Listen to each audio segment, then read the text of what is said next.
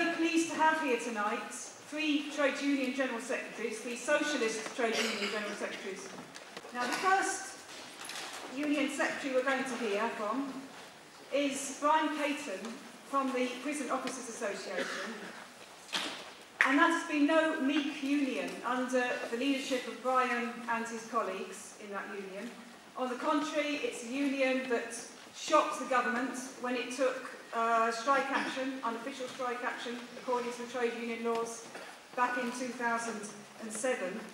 It's also a union that has kicked the British National Party out of membership of the union.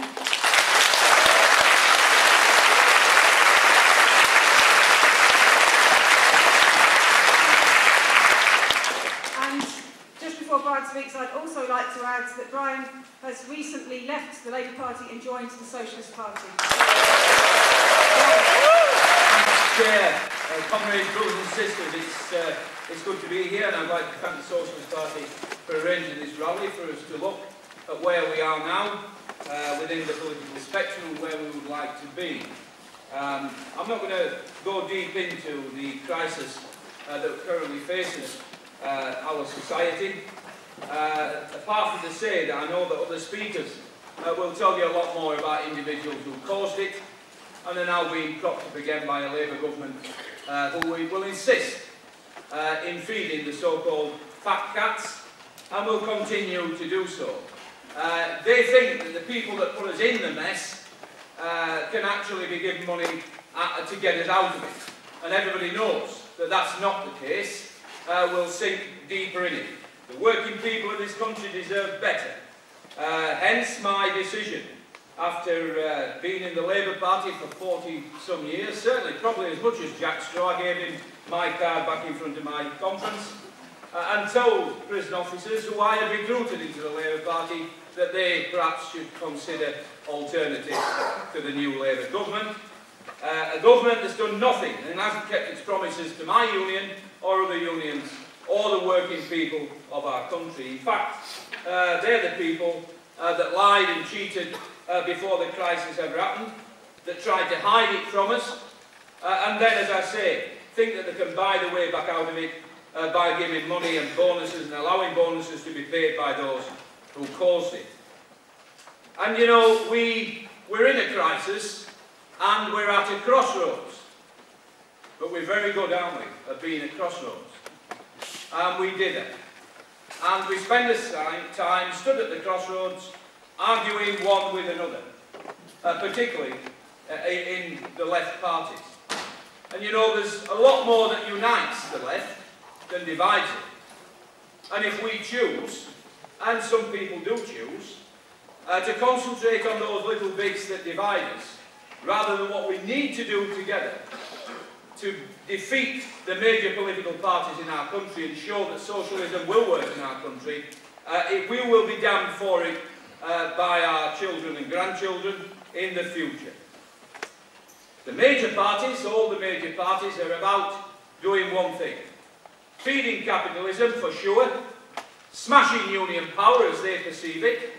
Heaven knows, we had a lot better country when unions were more powerful than we ever have now.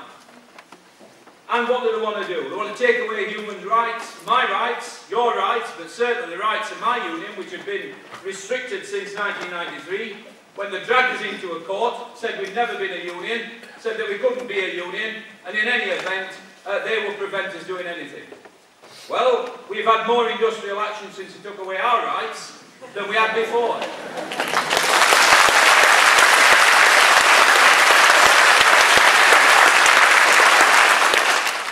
And am I proud of that?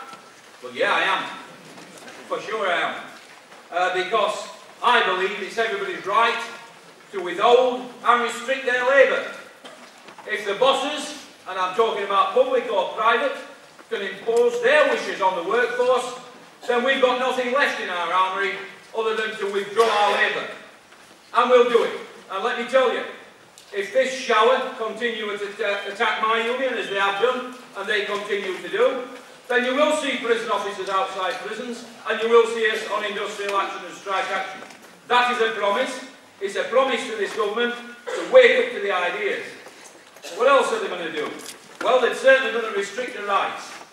Barney Boris, the Mayor of London, says he's going to take away rights from our colleagues in the RMT. My brothers and sisters working in the RMT union have showed the way forward to everybody other than the capitalists.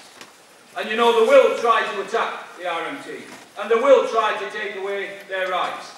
And you'll hear later on from my good friend, General Secretary Matt Rack of the FPU, for sure, and know that they will not allow firefighters to continue, because Cameron's basically said it.